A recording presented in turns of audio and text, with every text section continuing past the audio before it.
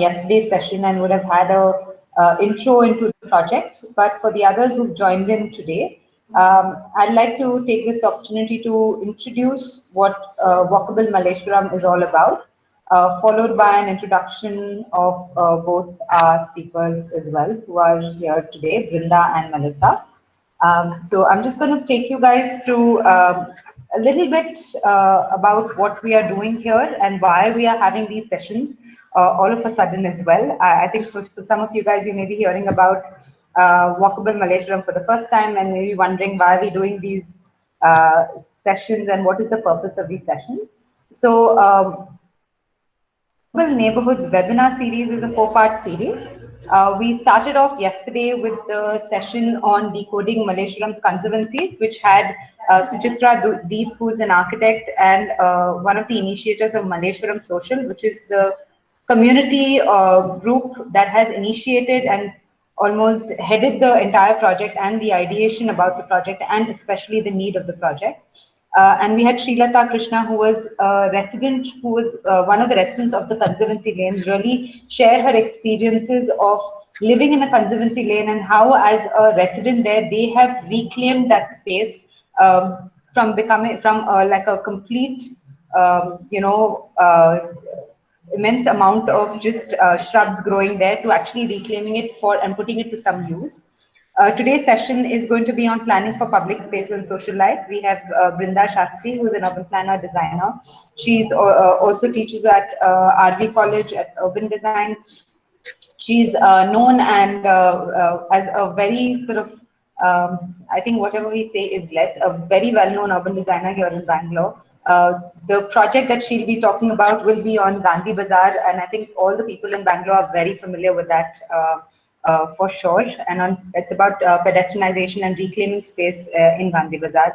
The second person joining us is Melissa Smith, who I'm extremely excited about. She heads the program at SEPT, again from an urban design background. And yesterday when I was talking to Melissa about the interesting stuff that they've been chasing in Ahmedabad and Gujarat in general, I think we all be very eager to understand how they've used vacant plots, reclaimed it for the city as well.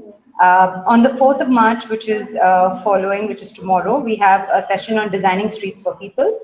For this, we thought we'd keep it more focused on understanding almost what we are all experiencing now, right? Roads being dug up, tender shore roads coming about, but what is tender shore road? So we've got Jana USP, who will come and explore, help us understand the logic behind tender shore roads and what has been happening and their plan for expanding it in Bangalore and other cities. We also have with us Studio for tomorrow, which will focus on a lot of projects that are happening in the scale of a neighborhood scale in Mumbai, and they've been doing some interesting work. Our last session is on the 5th of March, which is Friday, where we end with Tactical Urbanism, a window into the future. This session, we've got Vidya Mohan Kumar and Abhimanyu. Both of them have done some very interesting stuff related to tactical urbanism in Chennai and Delhi, respectively.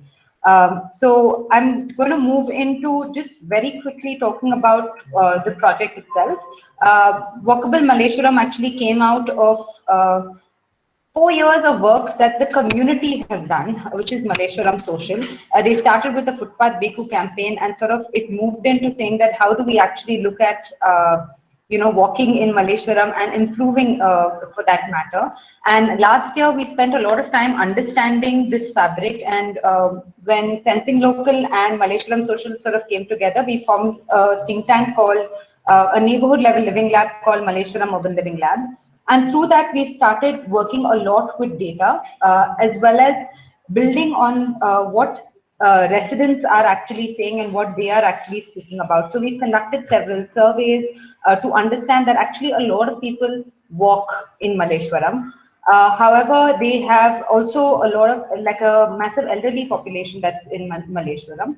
However, the experience of walking is terrible, right? So you have narrow roads, but everybody is on the roads. Footpaths are there, but they are in really dilapidated conditions, so you can't really walk around. We had this is another exercise done at Malleswaram as well, which is this is Suchitra's angst map, where it's so strange that everybody's memory goes back to the fact that somebody in their family actually has had a road accident or fallen on the footpath, something of that sort, right?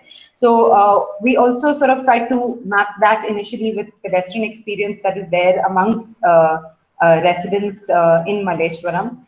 And we also realized that there was a huge potential. So there were these tender shore roads that are coming about. There are new roads even through white topping where footpaths are getting done in Malleswaram. And you have these conservancy lanes. So the project actually came out of that, where we said that actually we can move towards making Malleswaram more walkable, even if it is reclaiming certain stretches of footpath that are getting done and our conservancies. So the vision of the project has been to create well-designed slowways, leveraging existing conservancy lanes that prioritize movement of pedestrians, especially elderly, children, disabled, and cyclists within the 15-minute neighborhood. We've got a website. I think a lot of you guys would have already seen it, but I urge you to understand more about the project on the website itself. We've so far already conducted a walking audit of 40 kilometers of basically footpath and conservancy lanes. This has happened over the last 2 weeks, and it's been done with over 70 citizens, including few who are architects, designers, some of you who are going to be part of the design workshop, also participants in the audit. The project partners are, we've got the government on board. This is a part of the Sustainable Urban Mobility Accord, which is anchored by DULT. The community partners are Malleswaram Social and Malleswaram Swabhimana Initiative. Technical partners are Malleswaram Urban Living Lab, Sensing Local Foundation, and we have our campaign partners, Bengaluru Moving and Violab. So I'm going to stop that right here and take this sort of opportunity to introduce Brinda. Brinda would be our first speaker for today. The format that we will be following for the session is basically we'll have Brinda give a talk of around 15 to 20 minutes, followed by Melissa's talk of another 15 to 20 minutes, post which we will open up for questions. So I would really appreciate that in between we do not sort of disturb the flow, and then we'll take the questions after that. Brinda, welcome. Thank you so much for taking out time to be here with us. And please, over to you. Please go ahead. And just see if you can share your screen as well. Yes, thank you so much, Sobia and Suchitra, for having me here. Am I audible? Yes. Okay, just give me a moment. I will share the screen.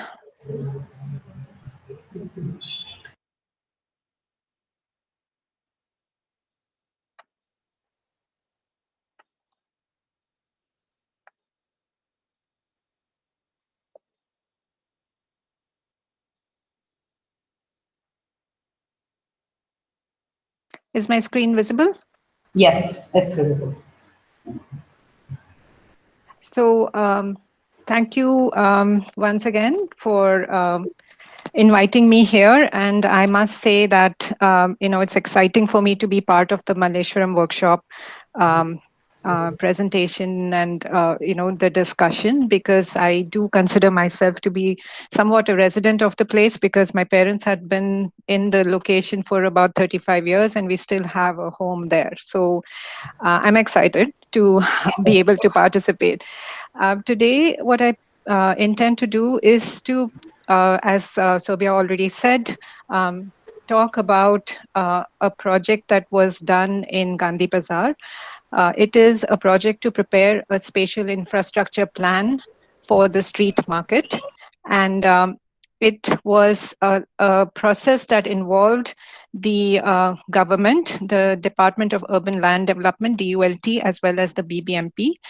It was commissioned by GIZ, and we had a consortium of architects from Maya Praxis, couple of us who were urban designers, engineers from Infra Support, and two NGOs, one ESG that was working with us on the management strategy, and Sahas, which was working with us on the solid waste management strategies. So this project was conceived under the Green Logistics Projects of GIZ, which was seeking to make the supply chains of perishables into cities sustainable. And so the first step, as you know, as we started, was to start identifying what could be the possible outcomes of this kind of a project. And the idea was to make the informal markets, which are part of the supply chain, to become more appealing to and competitive to urban consumers, as well as to formalize the market in a manner where we could find upgradations to infrastructure as well as the hygienic conditions being improved in the place. So we started off with identifying a design approach, which was what we called a people-centric approach. And the idea was to identify our communities and various users of the market, the people who actually spent time in this area, assess the infrastructure and the social needs, identify all the socio-cultural and the economic dependencies of the people who were actively using the marketplace, and then analyzing the socio-cultural practices, as well as understanding what kind of conflicts that people were experiencing, what kind of negotiations people had among themselves, especially between the street vendors and the shop owners. And then also looking at how we could use this information, the study that we would do, to come up with certain priority actions. So this was the larger and broader approach for conducting this entire design process. Brinda, can you try and make your screen full screen mode if possible? Oh, I'm sorry, it isn't. No, it's within the thing. So I think if you just try the full screen mode option and Just a see if that moment. comes up.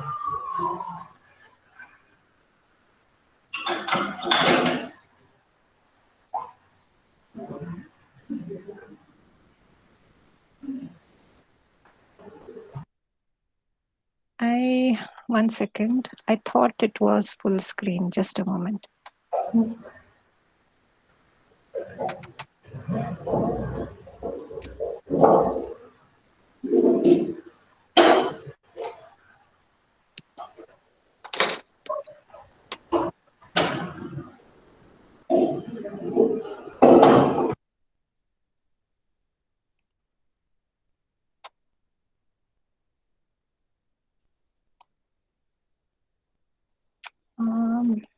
Is it now? We can't see your screen right now, so Okay, you have just to I'm share. very sorry. I don't know why No this is. problem. I think maybe if you just zoom it in, like one of the participants is also suggesting, maybe it Is will. is it visible now? Um, I don't see your screen up. All right, just a moment.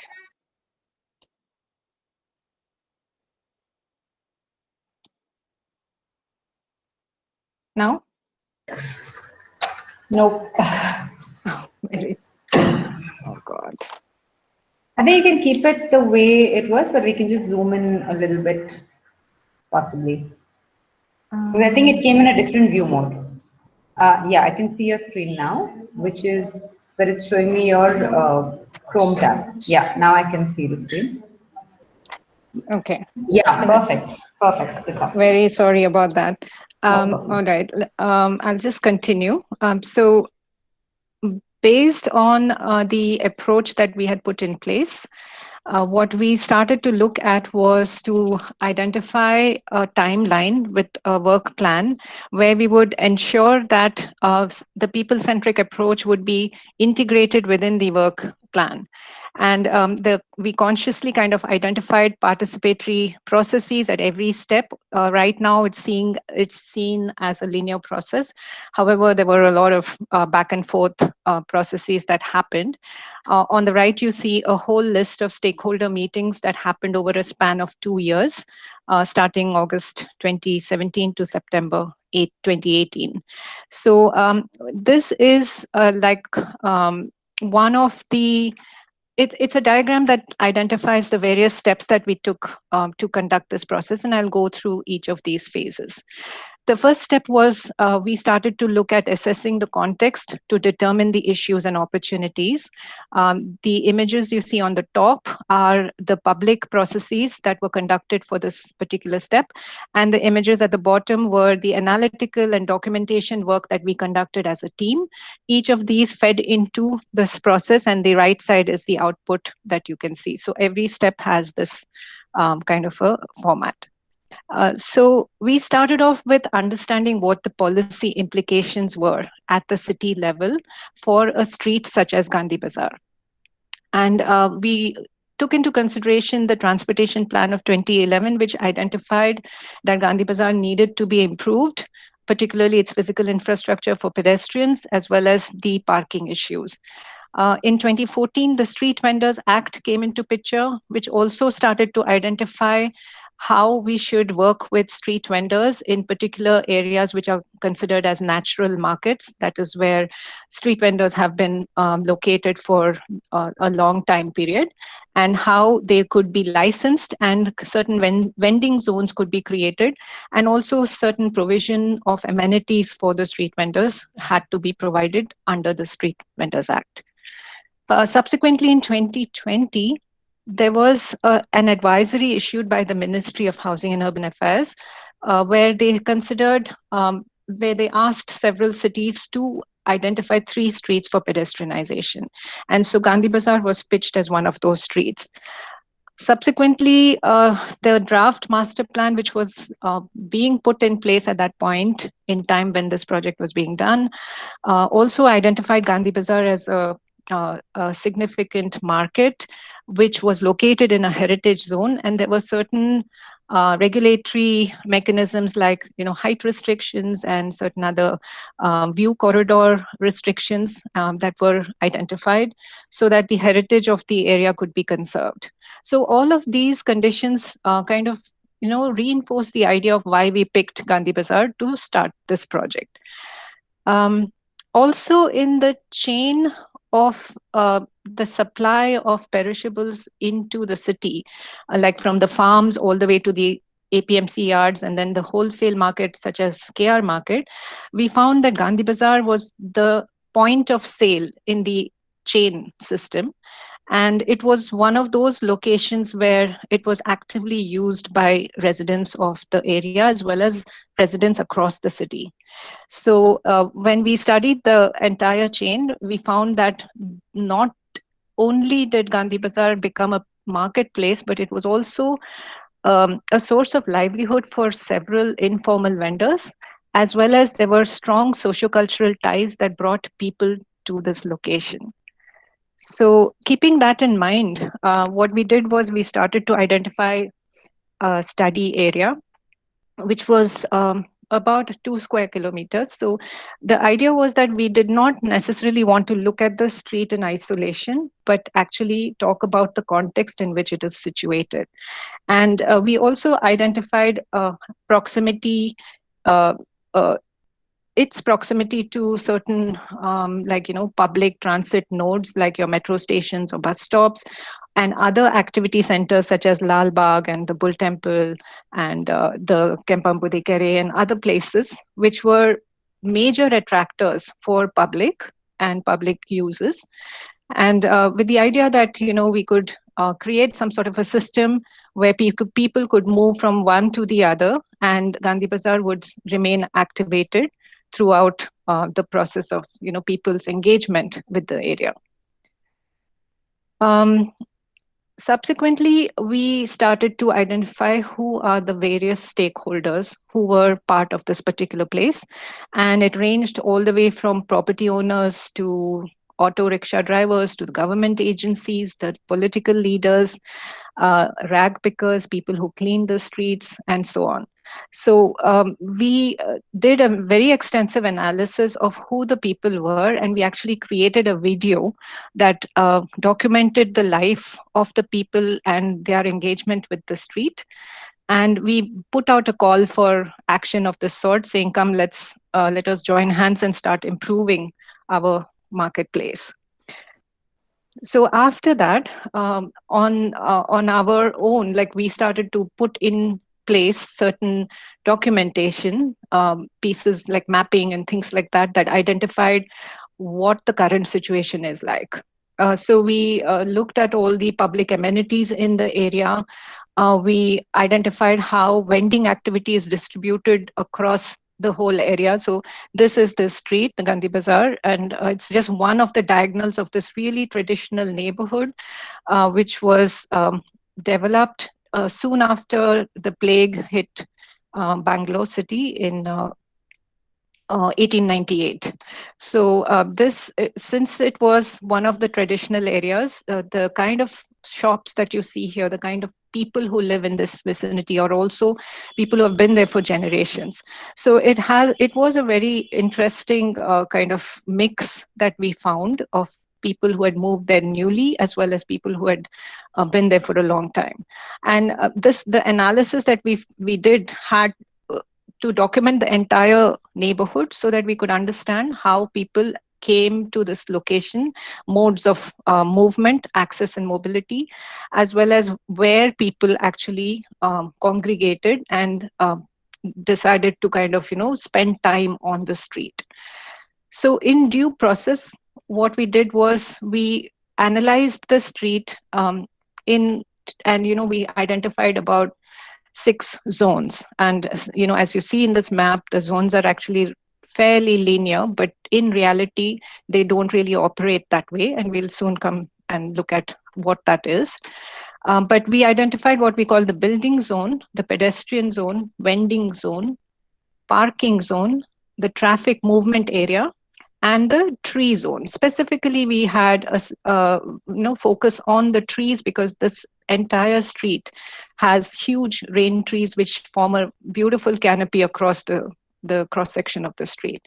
So we identified different building uses, and this is like a documentation of the street as is right now. And it may seem fairly chaotic to you when you look at it, but there is a lot of order in the way the system works over here, and we had to get into that system and understand what were the correlationships between, say for example, the building zone, the pedestrians who would move on the shaded area. These are the little stalls that are there, the vending stalls, the parking coming right here, and the trees in between, sometimes in the vending zone, sometimes in the parking zone, and then the traffic there. So when we came down to the scale of the street, we started to identify where the vendors were located. And we found certain kind of correlationships between the building areas and the location of the street vendors. A lot of the temporary street vendors were located around the corners of some of these major intersections. And we found that the blue marks, which are what we are calling the permanent vendors, are those vendors who have been there for about 2-3 generations. And so the relationship between them, there were several conflicts that were identified between the mobile street vendors who were temporary and the permanent street vendors who have been there for a longer time period.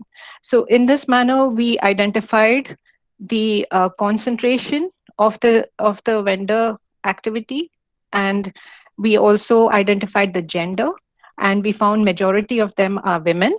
And we also identified how they negotiate space in between the shop edge and the actual traffic area.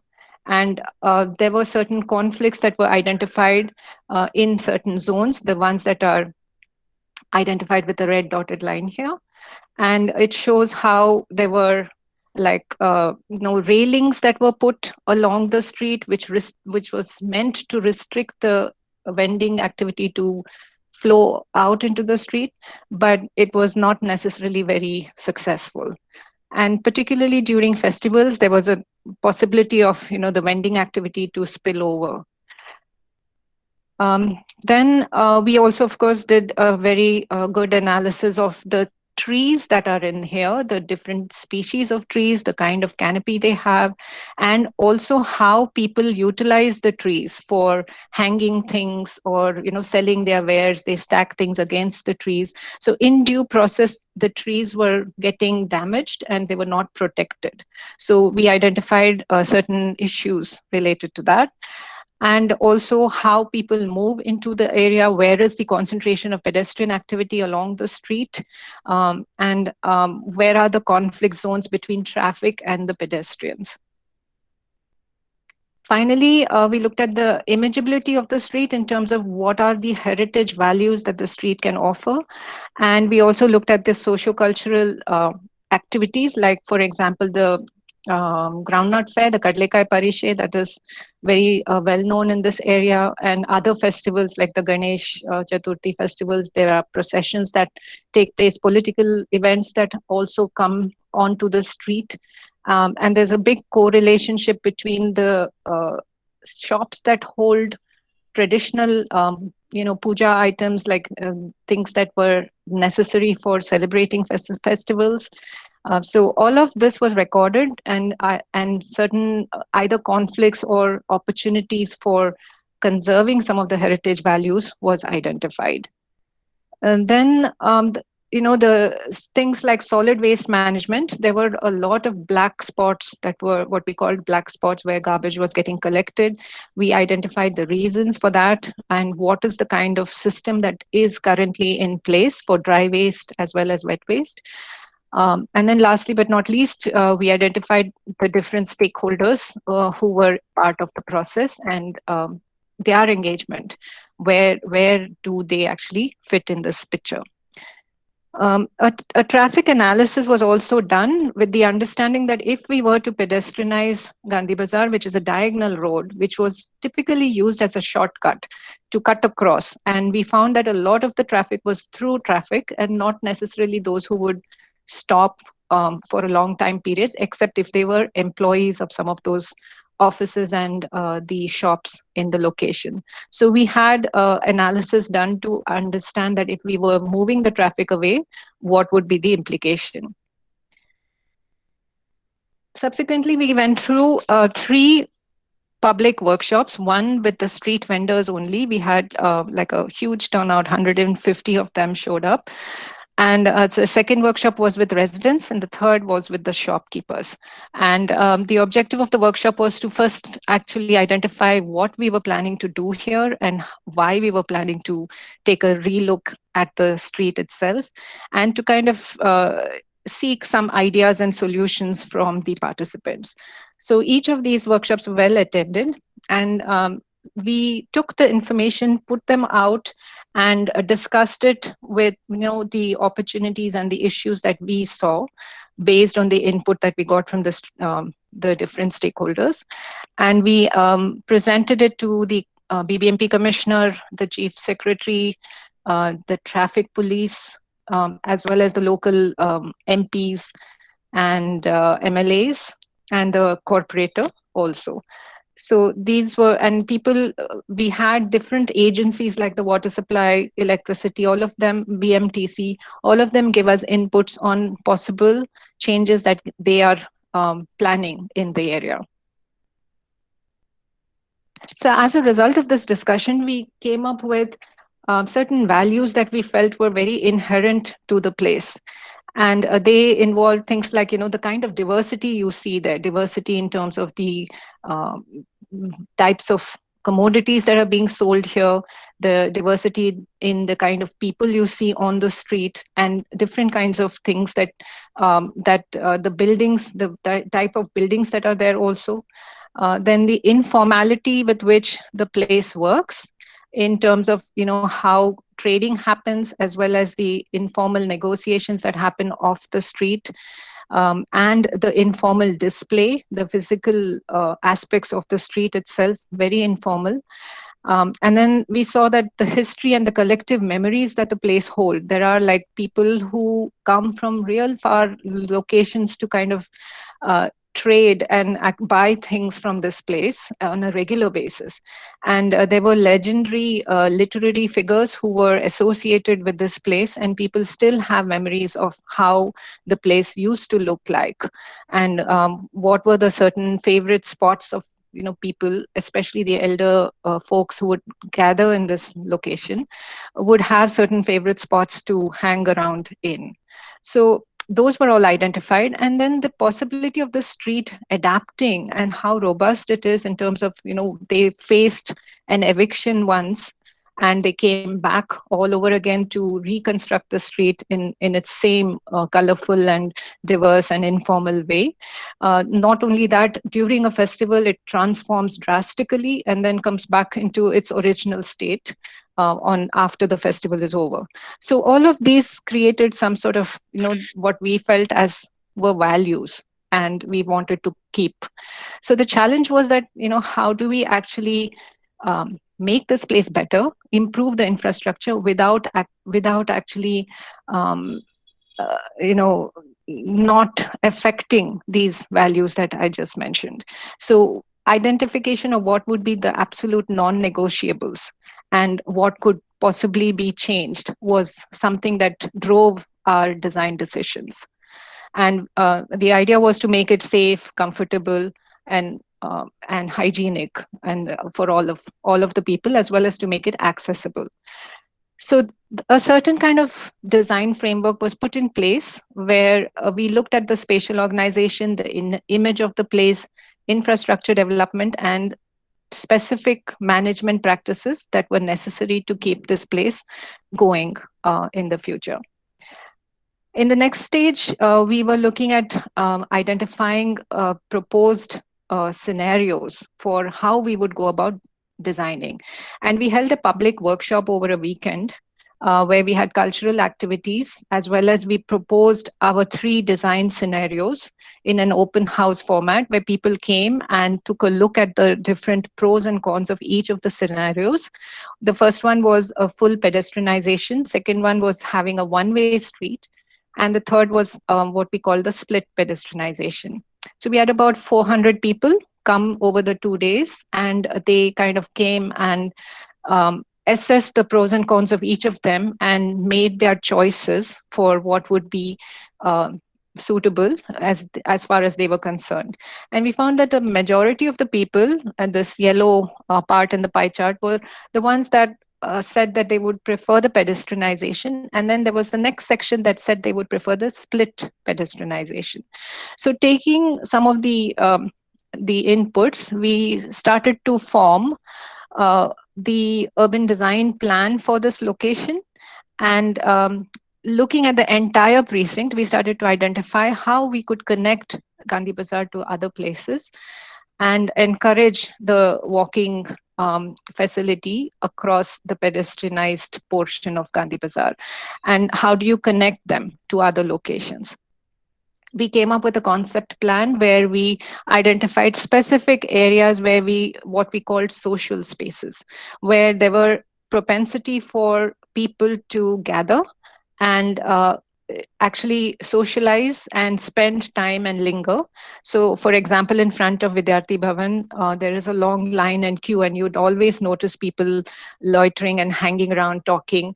Outside any other eatery like Roti Ghar and other places, also there are people who are spilling out onto the street and eating. So these kind of facilities, rather, these kind of places were identified for improving them into social spaces. That is just one example of the things that we came up with.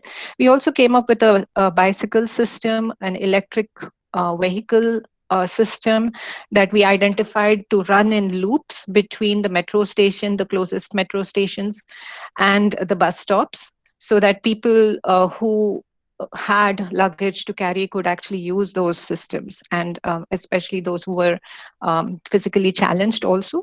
So keeping that in mind, accessibility was also worked out in the mobility plan that we put in place. Now, having done all of this, we still had a lot of contentions with the street vendors. And street vendors were not united in their opinion, and they were not convinced about the pedestrianization.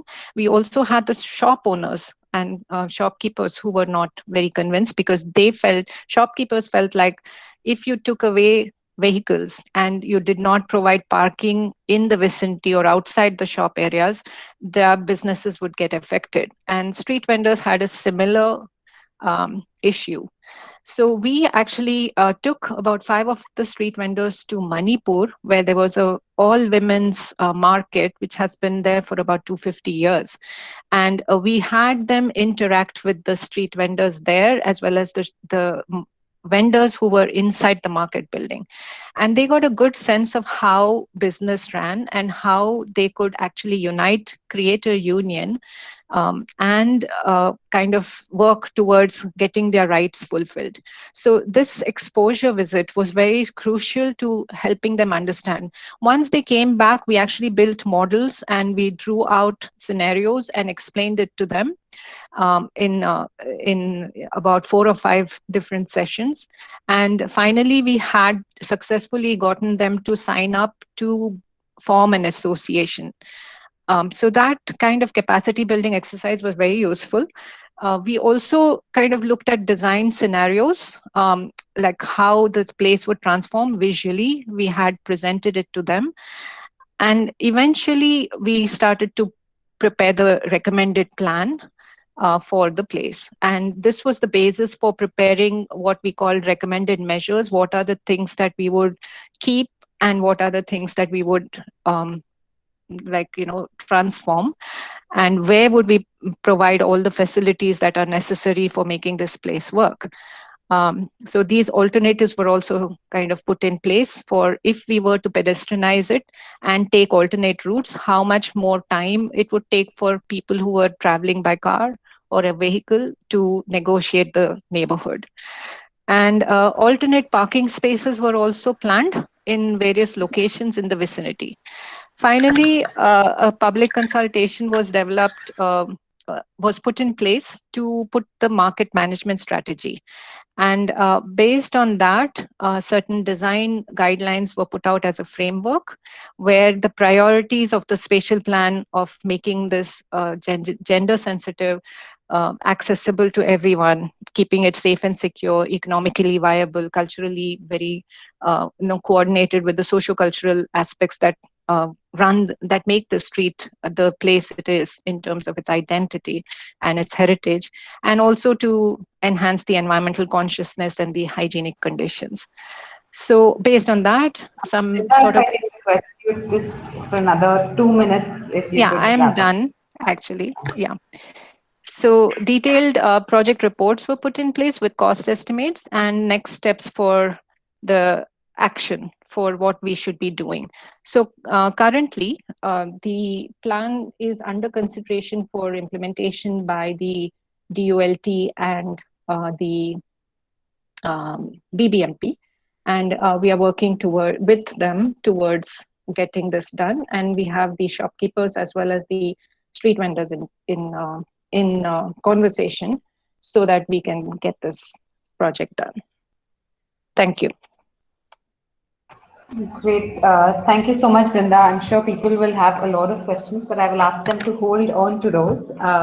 And this is also great because Malleswaram has snippets of what Gandhi Bazaar has, I think, that we can also sort of learn from to a huge extent. I'm sure it'll be super useful to the design participants.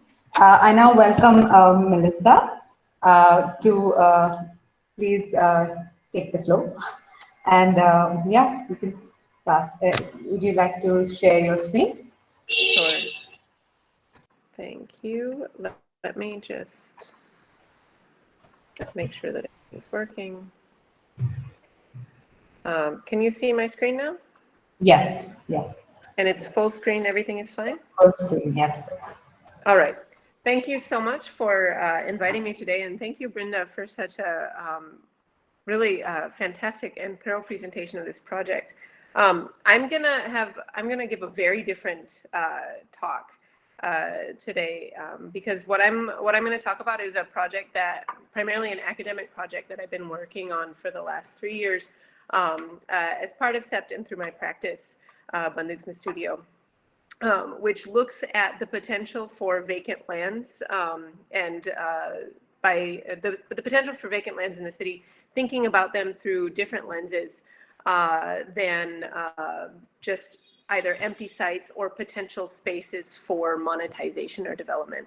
And one of the ways that we've been doing that is kind of trying to reimagine how we see them and how we map them. And since Sobia asked me to talk about the way that the way as designers that we look at sites through different lenses. So I've kind of pulled together different pieces of how we've done that on different land parcels through the last couple of years, and tried to think of that as think of the methods of how we observe the sites, how we map that, and then how we learn from them in order to intervene. So it's not a single project, and it's just a set of samples of different ways of looking at things. Oh, and it's not in the right order. Hang on just a sec. That was weird. So it starts with looking at vacant space as an asset in the city. What we did is we mapped the actors and the different activities that were happening on open grounds throughout the western part of Ahmedabad.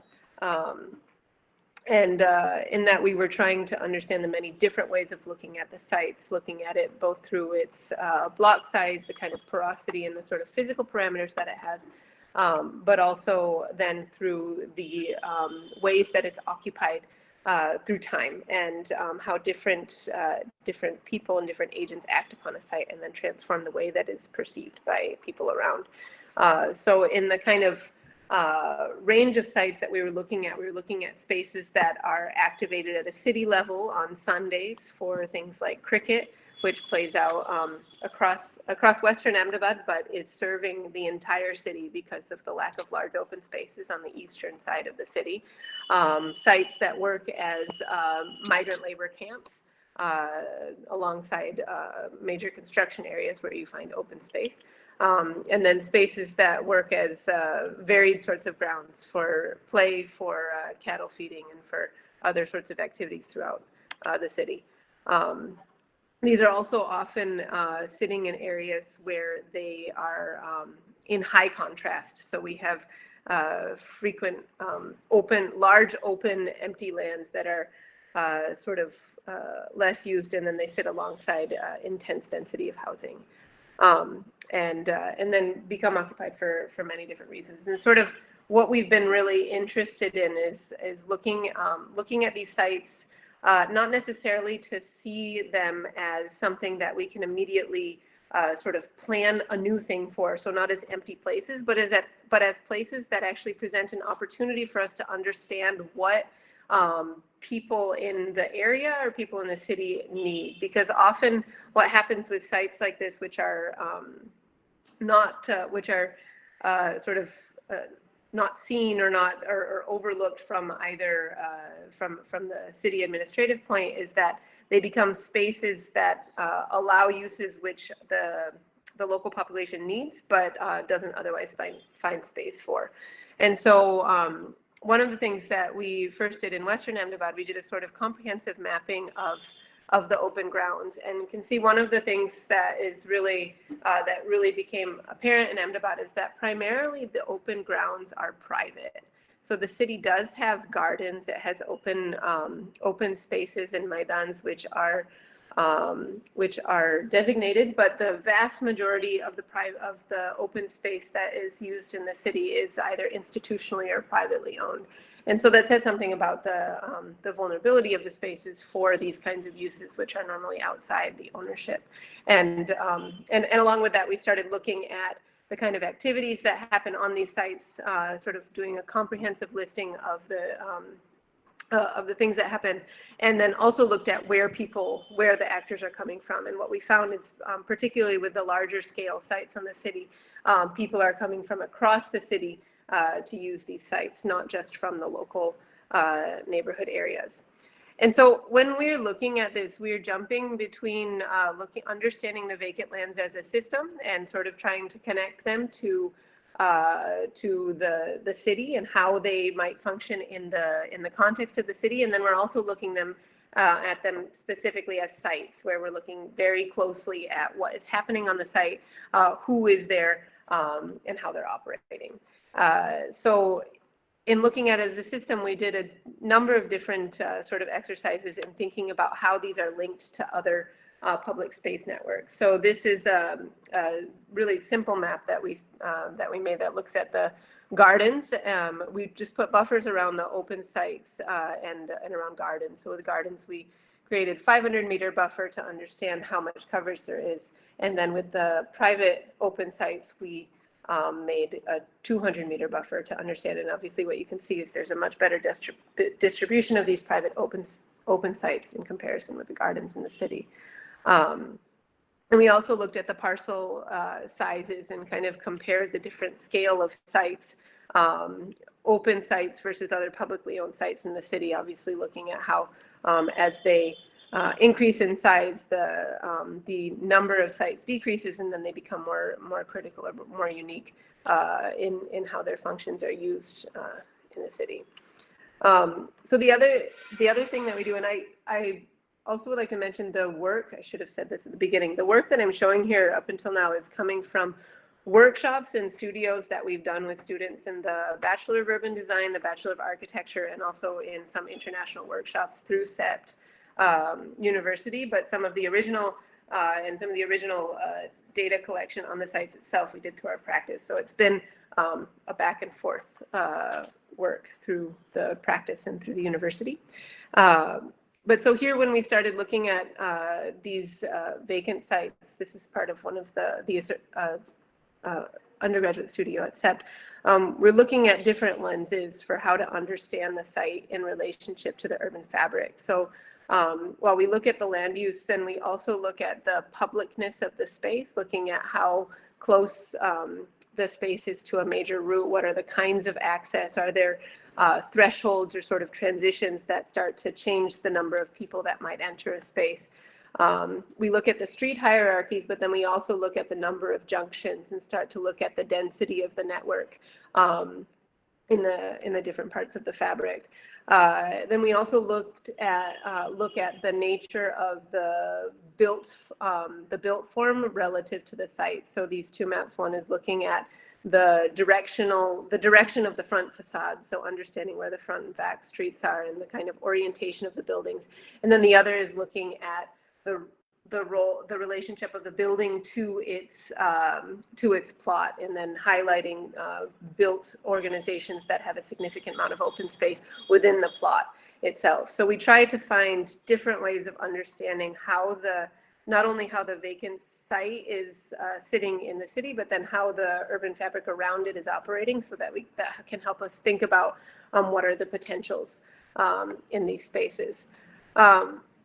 We also do a lot to think about the agents who are acting on these sites, because all of these sites are sites that if you go at any particular time of day, they mostly look empty, but actually they are intermittently occupied throughout the day by many different groups. And so we have a series of maps to understand from morning to afternoon to evening what the kind of changes are in the site. And this is an example of a site that has in Vasna and Ahmedabad, which has significant activity in the morning, slows down in the afternoon, but then has large vending activities at night. So you have a lot of action happening on the streets. And so we see that by doing periodic mappings throughout the day. We also look at the sites then as sites themselves, and looking at the opportunity in the emptiness and understanding how people are already using temporary strategies as a mechanism to occupy the sites. These are 3 sites in Ahmedabad which are significantly used. One is I'll start with the smallest one, which is the Naranpura ground in Ahmedabad. It's a site that belongs to the municipal corporation, but is open and unused for any municipal purpose. And what it functions as then is a school ground, a cricket ground, and a ground for parking and also exercise. So different groups claim visibility in different parts of the site and sort of accommodate each other as they move on the site. This is on a typical day. One of the other things that we do with this is we look at a typical weekday, a typical weekend day, and festival days to understand the different kinds of occupations. So this is a religious festival that happens for a few weeks every year, and you still have the sort of exercise activities that are claimed at the edge of this, which is around the junction, but then other activities stop while the budgeons are happening along the border, which is adjacent to a neighboring society, which has created an opening in the wall to sort of claim this public space for the time that they're there. There's also on festival days temporary markets that form only on seasonal festivals, and it's the seasonal market. So if you have Uttarayan kites are sold, on holy colors are sold, it's the same group of vendors that would come and occupy the site. It's an informal occupation. There's no agreement with the municipality that happens. So then when we looked at this, we try and one of the things that we're trying to do is to find ways of drawing this so that we can represent also to the city how these sites are activated. And so it very simply can show that it's over time, there is a significant level of action that's happening on the site. It's not something that's sort of unused. We did a similar thing, and I'll just show two maps of this this is a private ground, which has an open road, a road along one side and no boundary, and then informal roads that have formed in between, and even a set of, an arrangement with a set of shops and workshops, mechanics for that use the ground and have all their access through the ground. And then in this kind of arrangement, there is a particular structure that allows these people to use the site for commercial purpose, but any new commercial purpose doesn't happen. Whereas there is a settlement adjacent to the site, not pictured here, where all the children are able to, children play on this ground, and people use it as a public space. So there's sort of a shared purpose that's happening. And then finally, this is one of the larger scale sites, which is the hostel ground of the Ahmedabad Education Society, which functions as a cricket ground for the entire city on Sunday mornings. And these sites are significant because people from the entire city are coming. The site itself is a land holding that belongs to the Educational Society for future development. And what we've seen through the last few years is that as the universities develop, the grounds sort of become concentrated and these activities shift because there are not any other similar size grounds in the city. And so they become important for the activity, even though they're, the cricket is happening only as a sort of informal or happenstance arrangement. So with that, then I just wanted to show one of the examples of this first is student work and then some other work, and I'll try and wrap it up very quickly, that we've been doing in our practice. So by taking this is an urban design student, Heetzi Panchela project, where by taking the understanding of the urban fabric of the sort of site as a system, she's then looked at a series of open plots that can be connected. The plots exist because of a power line in the city, and so then she looked at how to create a social space out of that and imagining potential occupations for that site, potential environmental interventions, landscape interventions that can also support the social activities of the site. The last thing I'm going to just very briefly show is example, as a practice, we have been doing similar work with underutilized plots in a few towns in Kutch, in Gujarat, and working with the municipality to understand how these sort of tiny bits of land can be redesigned so that they no longer collect trash or they can benefit the neighboring societies. And so in these, we're looking at connections where we've got two roads and we can use the path to create spaces to sit, but also create connections between them. So it becomes a sort of pedestrian pathway that connects different sides of the roads.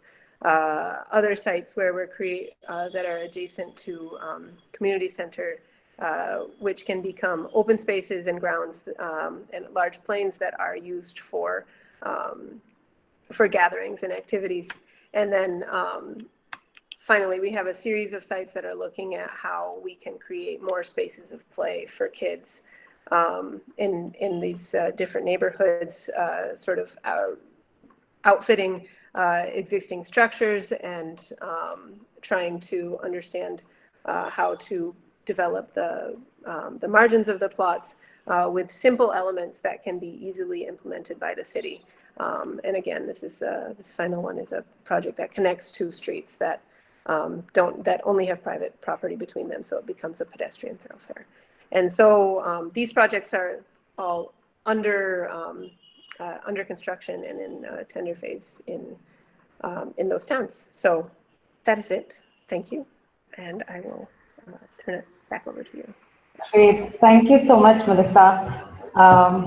It's really great to see a project like that happening elsewhere as well. And I think what we have been experiencing here in Malleswaram is the fact that a lot of these conservancies are unused, underutilized to a huge extent. A lot of them also have the back walls of residences, and sort of very easily actually, because you have that and you have in certain places there are toilets that are encroaching these, almost blocking off a conservancy. So it's not even a thoroughfare for any reason, right? And instead of looking at the toilet as a negative space, we could actually even think of reclaiming it back as a play space or as any of those spaces that you can bring back activity for the community. And even one of the interesting things that came about is that in the immediate vicinity, there's no park access within the fabric of Malleswaram because it's fairly dense. Though there are playgrounds that are a bit of a walking distance, but immediately close by that space does not exist. So I think these conservancies, trying to look at them as you guys have also looked at vacant land would be really, I think, helpful and very interesting to sort of see and explore that direction. I'll open it out for questions. I know we are already at 7:28, but I think we'll open it out for a few questions. There is a raise hand option on the bottom panel, or you can type your question in the chat, and I can sort of ask you to unmute basis that. So raise hand option is in the bottom panel of the section.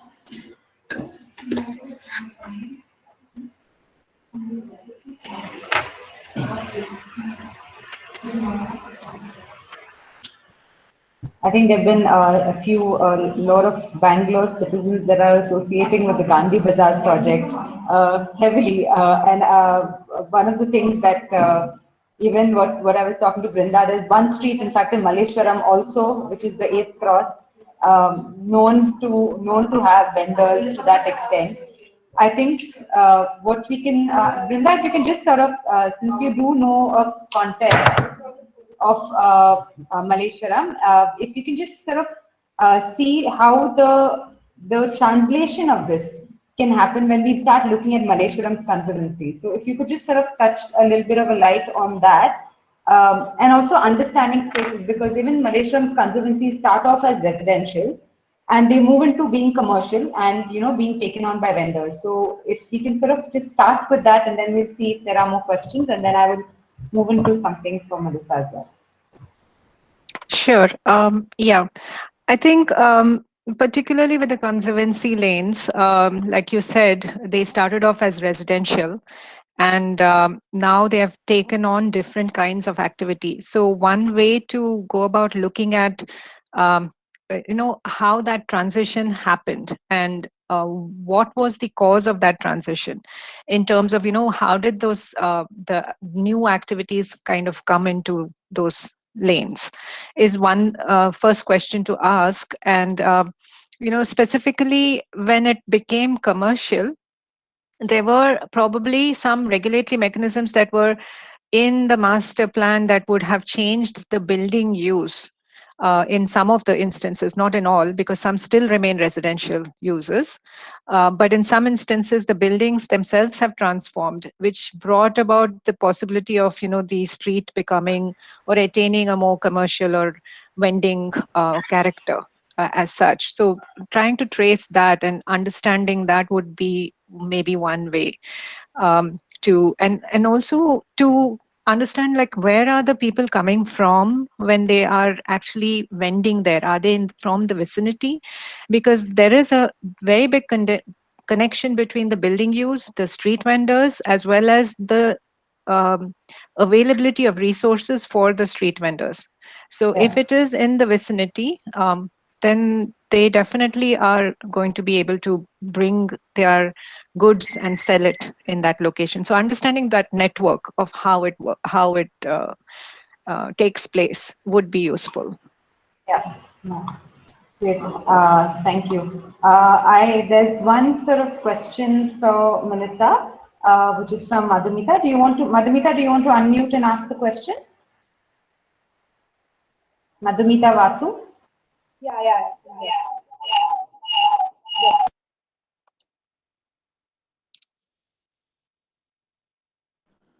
Hello, can you hear me? Yes, can hear you. Yeah, so the question, one second. Yeah, so the question was, I just wanted to know what the intentions, like what was the primary motive of the Vacant Lands project? Meaning, so what motivated you to start such a documentation? And since you, showed a few proposals, I wanted to know what the future prospects were of the project. Sure. So one of the original reason actually that we started the project is there was a World Bank report that was put out that was recommending better utilization of the vacant land in Ahmedabad, and they had done a pretty comprehensive study of public land available and made recommendations for how the city could monetize the vacant land by selling it at commercial land rates. And and alongside that, I mean, my experience in the city is that we lack public amenities. There's a dearth of public space, and so it seemed problematic to me that land would be seen as a resource only for economic value for the city when it actually already seemed to be serving other purposes. But those purposes were really difficult to quantify because they're not recorded. And so that's really where the project started, that we said, okay, if nobody's recording how these happening, but we keep seeing them, it's part of our lived experience of the city. Is there a way that we can start drawing it? And maybe use that as a means to call attention to the fact that these are valid uses and they're actually necessary for the city. One of the main things that we found so far is that the majority of the land that's being used for outdoor, larger scale activities in the city is private, right? So that says something that the city maybe needs to be looking at possibilities for allocating land for public use. And so what has happened is that I've been working on it largely as an academic project for the last couple of years. I now have a grant that I'm also using, a grant through CEPT University that I'm using to sort of put the work together. And one of the outcomes of that is recommendations to the city for how we can, other ways that we can think about the vacant land. So that's where that stands. The proposals in the Vacant Lands project are all in Ahmedabad, our student projects, so they're proposals, okay. But we will be developing some of them as part of the recommendations for possibilities about how the city might be able to think about how to use its land. Right, okay, thank you. The next question from Ruchika. Do you want to unmute yourself? Hi. Yes, hi. So I wanted to ask, ma'am, so about the Gandhi Bazaar project, there was a lot of solid waste management which through Sahas was collaborated, and I wanted to know how it was like in the urban design process, how it was tackled through design and how can that be ensured? Okay. So during the process of putting this plan together, there were collaborative efforts with Sahas, where they did some capacity building sessions with the street vendors, got them to understand that they need to dispose the green waste in a certain way. And they gave them all like free bins to actually use. And simultaneously, they also created a leaderboard where they had like a competition among the vendors to see how many of them were able to actually do this successfully. So that effort actually did not last very long, unfortunately. But as part of the plan, we came up with a new system where, for example, they would discard some of the green waste in certain locations, and then the cows that were in the neighborhood area would come graze on those. And we actually noticed that and identified the locations from where they would come, and we created some sort of a trough where they could dispose the green waste for the cows. And then we also had a system in place which would pick up the waste. So when the street is pedestrianized, there will be certain time periods, late night, like after 9 p.m. until early morning 7 or so, other vehicles would be allowed, goods and vehicles. And so the solid waste pickup trucks would be also allowed in that. So there are certain locations for that, for them to come pick it up and go. So there is definitely an issue there, because management has to happen. Like someone has to make sure that a system works. The idea is to involve people so that they themselves take the ownership of doing it. So that was the mechanism. Thank Okay, you. thank you. We'll move on to the last question. Sushmita has asked this question. Sushmita, if you can unmute. But I would also like to extend Sushmita's question to Melissa as well. So it'll be good to understand how both the projects were actually negotiating that. Sushmita, do you want to unmute? And Yeah, Subhya.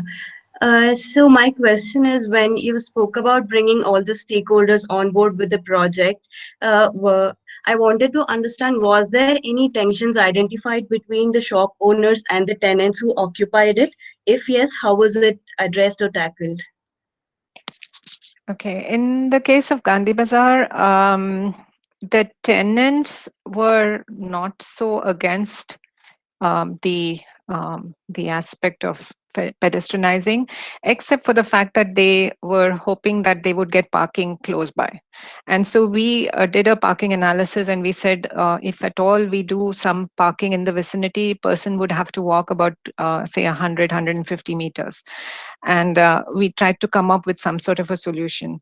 I think the landlords and the shop owners were the ones who had larger issues, and we are still actually negotiating. We have still not gotten a full 100% go ahead on this plan from their perspective, because they still believe that if we don't have vehicles, their business will suffer. And any amount of examples that we are providing from different situations are not convincing them in some manner. So it has become a little political also, and we have to work with figuring it out as to how to go around this problem. But majority of the residents and the street vendors, to a large extent, are on board. Thank you. Melissa, I'd extend that to you also to understand how you guys are negotiating it, even the Kutch project, for instance, where you're looking at. Sure. Yeah. So in the Kutch projects, it's a very it's a bit of a different context, because both of the towns that we're working in are quite small, and so what we've been doing is that we were working with the municipality, or it's not a municipality, sorry, it's a nagarpalika. They're not even municipalities. So we're working with a nagarpalika on these projects, and we have not really we've not really met any resistance in terms of a proposal to do something to the sites, because the sites are not seen. They're sort of leftover spaces that nobody is interested. So it's generally a positive response when there's any talk of doing something, especially since it's coming from the nagarpalika. It's not no one's being asked to pay for something like this. So so that way it's been a relatively frictionless process. I'd say the bigger challenge in these kinds of sites is that, at least what we've experienced in these projects, these are part of a series of projects that we're doing in these spaces. So in Mandvi, for example, we have a set of almost 30 tiny projects that are public space projects, and they can't be funded by the Nagarpalika itself. It has a series of different grants which have different criteria and budgets. And so what we've ended up doing is sort of acting as the informal advisor for all of the projects, and then figuring out how and when they can happen and which they can qualify for. And so that's something that doesn't really, there's not a mechanism outside the Nagarpalika to do that. There's no role for us to do that, but we're sort of operating in that role because it allows us to take, you know, grants of a couple of lakhs and piece them together into something that can work for a larger part of the city, or be more coordinated. I know that's not an answer to your question. I guess the answer is easy. Well, you've got the next question from Yash that's asking you to pin that down. How do you actually negotiate and decide to intervene on privately owned land? Sorry, say that again. There's the question from Yash. Yash, do you want to think, which actually speaks about this? Hi. So my question was from Melissa Smith that I had recently done my thesis on vacant lands in Chennai. So regarding that, I had a similar issue on, I could not understand on how actually do you negotiate by combining larger parcels for a bigger impact when they are privately owned. So I will say, I'll have to answer that in terms of, we've been trying to understand how people do these negotiations, because we're not intervening on these sites. And so, but what's been really interesting, actually, these negotiations we think are really interesting to look at as alternative models to things like boundary walls or sort of physical interventions, because on any vacant site, I mean, and this I think is true of any city in India, we're talking about dense places. So vacancy isn't ever the result of sort of lack of need. It's there's something that's holding the vacancy, and it's usually a dispute. It's either a dispute or a strong ownership. Like in the case of the institutions, the land was purchased a long time ago. They have it for future expansion. And so they have a pretty strong control over what can happen on the land, because there's rules about what can happen on the land. In the case of the institutions, it has to be educational. But the temporary mechanism is the way that they get around that. So conventions happen, exhibitions, expos, those kinds of things happen on these lands, which are, I don't know if they're educational or not, they're commercial, but they're temporary, so it's allowed.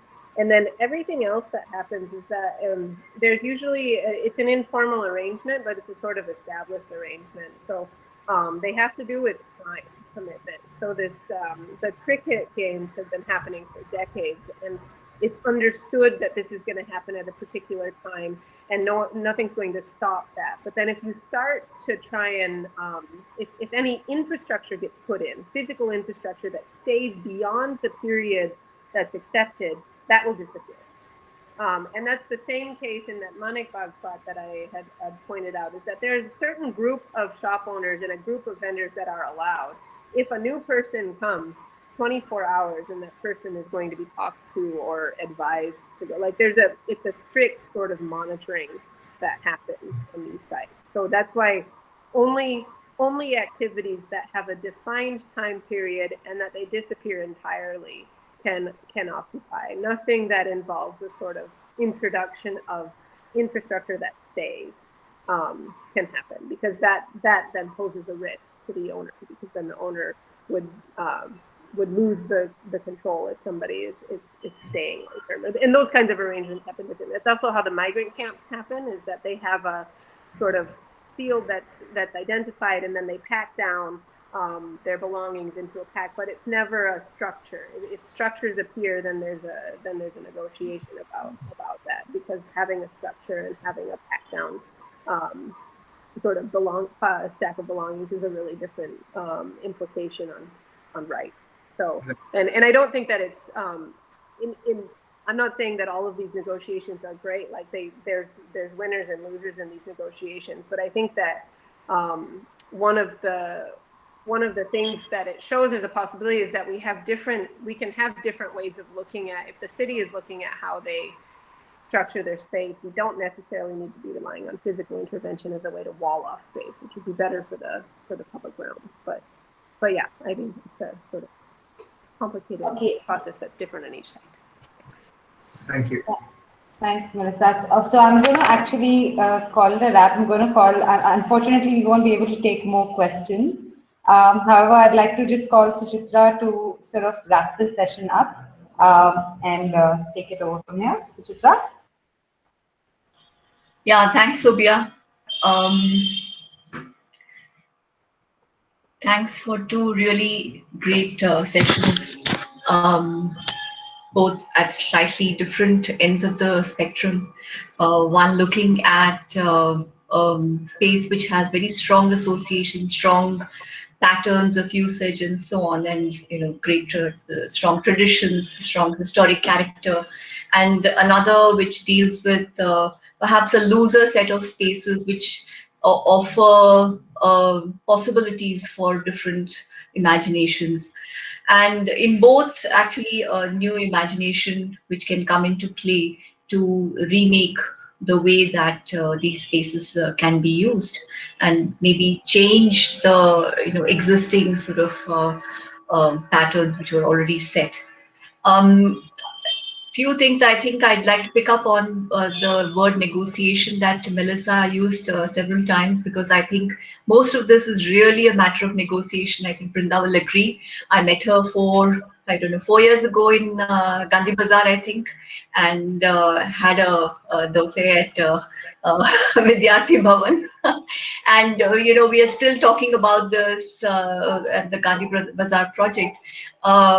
Political negotiations on political matters or political interests, negotiations on cultural, sort of ideas, which are very deep rooted, and then the fact that as designers, perhaps we haven't yet made our, we haven't shown that our thinking can actually make a positive difference to spaces.